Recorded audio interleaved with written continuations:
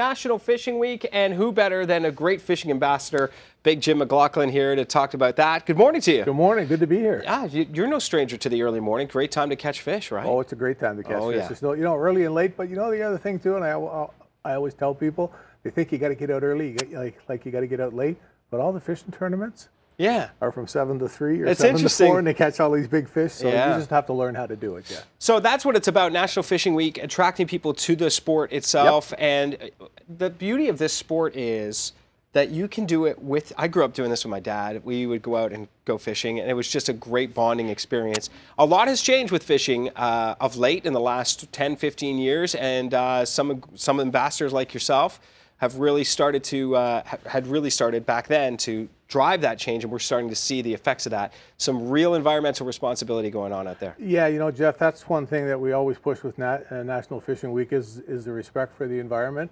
And there's people out there that don't want you fishing or hunting or whatever, and that that kind of thing too.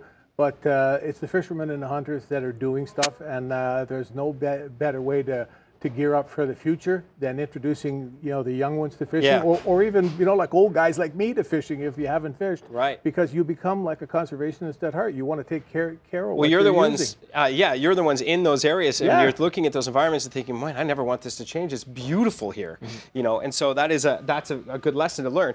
So if you have never fished, National Fishing Week is a week where, because normally you have to have a license. That's correct. This is a week where the Ministry of Natural Resources gives you a week off. Yeah, you have carte blanche. There's 2 weekends, so it started last Saturday. I guess it would have been Friday night at midnight, and it runs through till Sunday night. I assume at sure, midnight. They're not going to give you a hard time. Oh no, I'm going to jail. Yeah, but it's a great thing. So you don't have to have a license. You can get out there and try it out.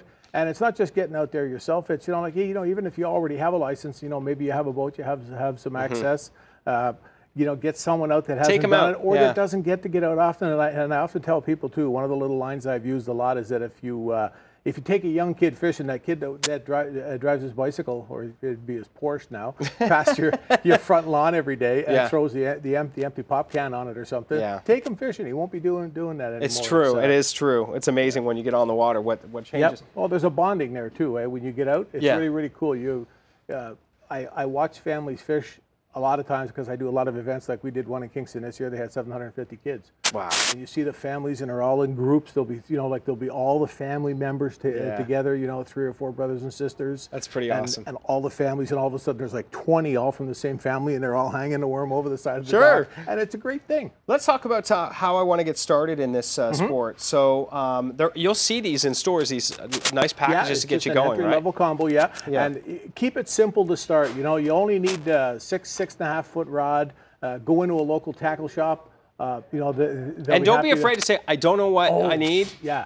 Give me a hand. So many guys go in and they want to be the old, my uncle was a big fisherman or whatever, and they've got the old rod from 1942 with them, and they want fresh line on or something. Exactly. Some of the stuff now, it's amazing, but keep it simple, small stuff, and if you take a kid out, one thing you really got to do, Jeff, is make sure they catch fish. Yeah. Make it about them. Exactly. Don't bring them in the boat and make them stay out with you for 6 hours. Right. When they're done, take them back. That's a good call, and that's how it always was when I was a kid. And you know what? No matter what size it is, it's a great catch, right?